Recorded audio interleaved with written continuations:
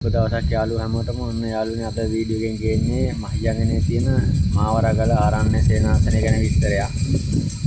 මේක තියෙන්නේ මහියංගනේ අම්පාරේ පාරේ දබාන කිට්ටුව තියෙන්නේ.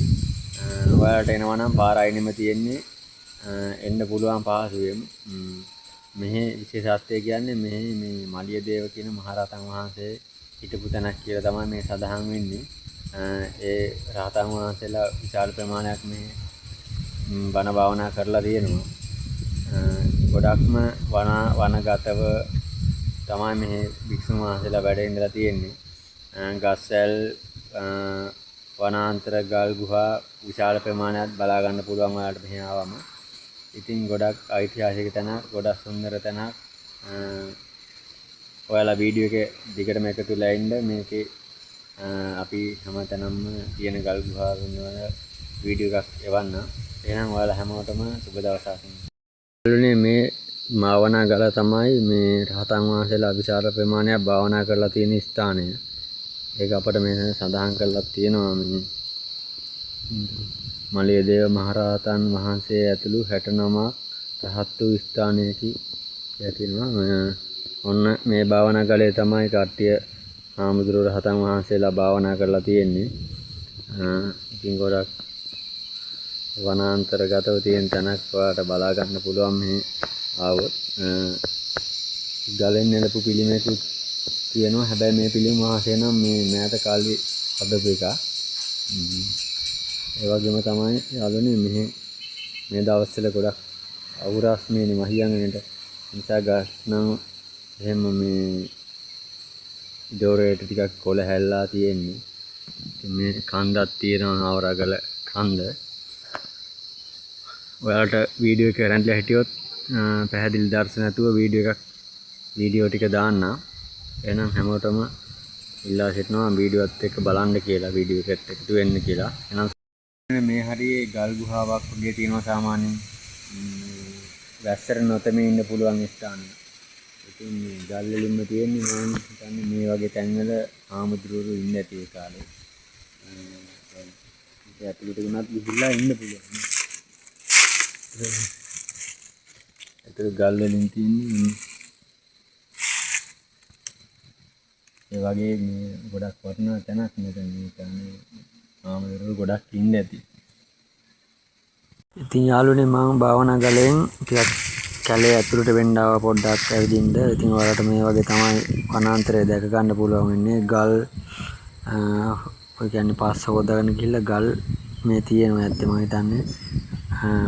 ගස්වැල් ගල් ලේන් වගේ තියෙනවා. ඔය වගේ තමයි වනාන්තරයේ තියෙන්නේ. මේ හරිය දැක ගන්න පුළුවන්. අපි පොඩ්ඩක් ටිකක් එහෙම ඇවිද්දා. අර මේ ගල් ටික යන්න එන්න ටික කමා නිසා මේ ගොඩක් උඩට ගියේ නෑ මේ දවස්වල. අර රස්නෙත් වැඩි අවුවත් වැඩි ටිකක් කැලේ චුට්ටක් මම ඇවිදලා ඔය වීඩියෝ එකට ගන්න නිසා පොඩ්ඩක් බැලුවා. ඇත්තටම ගොඩාම සුන්දරයි. ඉතින් ඇවිදලා කරන්න යාළුවනේ ඉස්සෙල්ලා කලින් විස්තර සඳහන් කරේ අපි පන්සලේ ඉඳන්. ඔන්න මේ වගේ තමයි අපි පන්සලේ පාර එනකොට අපට දැක ගන්න පුළුවන් මාවරගල ආරණ්‍ය සේනාසනය. ඔන්න අපි දැන් ගමන එන්න ලැහැත්තිලා ඉදින් පාරේ දැකලා පන්සල දැකලා අපි නතර වෙලා වීඩියෝ එක ගත්තේ. ඔන්න ඉතින් යාළුවනේ ඔය වගේ තමයි දැක ගන්න පුළුවන්. ඉතින් අපි පන්සල ඇතුළට ගිහිල්ලා ගත්ත වීඩියෝ එක ඔයාලා දැක්කනේ. ඔන්න ඔය වගේ තමයි පදියතලා පාරේ මහියංගන පදියතලා පාරේ දබාන කිට්ටුව තමයි මේ පන්සල තියෙන්නේ. ආරණ්‍ය සේනාසනෙ තියෙන්නේ. ඔයාලට පාරේ අයිනෙන් ලොකුවට බෝඩ් එක ගහලා තියෙන්නේ. දැක ගන්න පුළුවන්. ඔයාලට එන එක්කෙනෙක් ඉන්නවනම් මෙහෙට පිට පළාත් වලින් ගොඩක් කට්ටිය මේ පන්සලට එනවා. මැද පුදා ගන්න දානමාන වලට එම.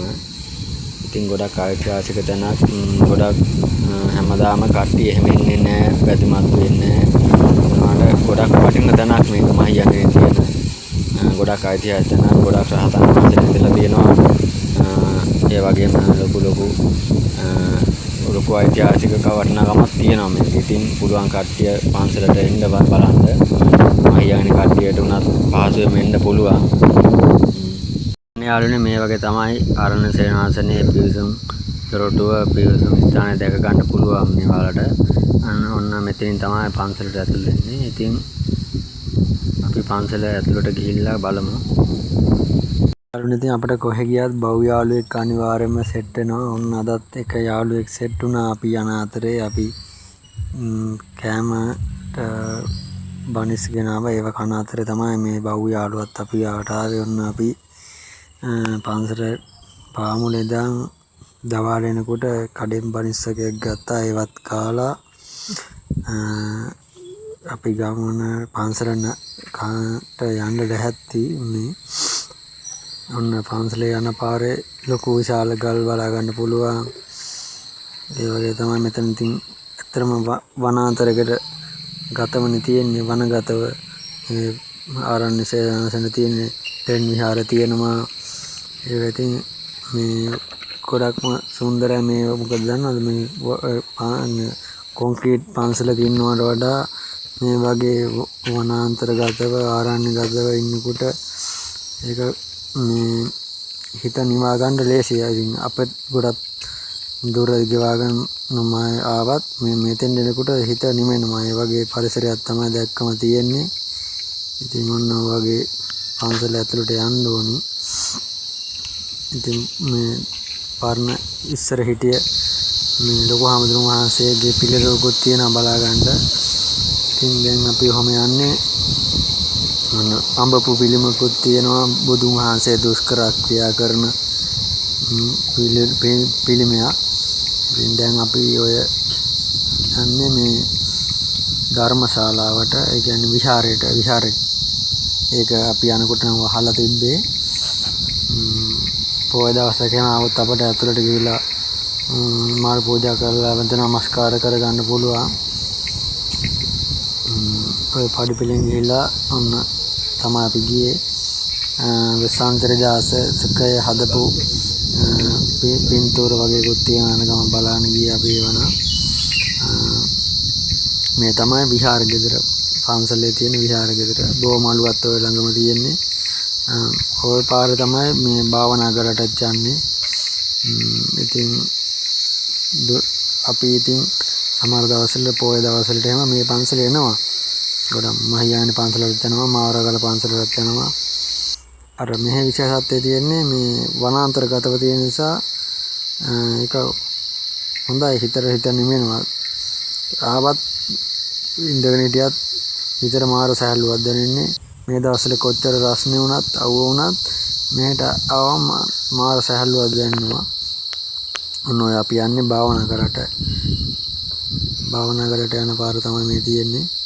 ඉතින් ඒකේ ස්වභාවික පිහිටි ගලක් කියලා තමයි මම හිතන්නේ. එහෙම වෙන්න ඇති අනිවාර්යෙන්ම. මේ තැන් වල ගල් තියෙනවා. උස්සලතා ගස් එහෙම තමයි මේ පරිසරය තියෙන්නේ. මේ තමයි භාවනා කරලා තමයි මේ තියෙන්නේ. ඉතින් මේ රහතන් වහන්සේලා ගොඩක් හිටියා කියලා තියෙනවා. මල්ලිදේව මහ රහතන් වහන්සේ ප්‍රදාන කරගෙන ඉන්න ප්‍රදානත්වයෙන් ඉඳලා තියෙනවා. ඉතින් මේ මං වීඩියෝ එක ගත්තේ දැන් වර්තමානයේ තියෙන හාමුදුරු වැඩ වාසය කරන කුටි නෙවෙයි. ඒවා වෙන්න තැන් එහා පැත්තේ තියෙන්නේ. මේ ඒ වගේ නම් මම වීඩියෝ එකක් ගත්තේ නෑ. ඒක මේ හොඳ නැති වෙති කියලා හාමුදුරුවන්ගේ බණ භාවනා කරන කට්ටියගේ සීලයට බාධාවක් නිසා මම ඒව ගත්තේ නෑ. එතන වීඩියෝ කරේ නෑ. මේ ටික තමයි මම වීඩියෝ එක ගත්තේ. අර ඔයාලටත් වන්ද නමස්කාර කරගන්න පුළුවන් ආවොත්. ඔන්න ඉතින් යාළුවනේ වගේ තමයි ඔයාලට අද විස්තරේ මේ මාවරගල ආරණ්‍ය සේනාසනය ගැන. එහෙනම් ඔයාලා හැමෝටම සුබ දවසක්. තෙරුවන් සරණයි.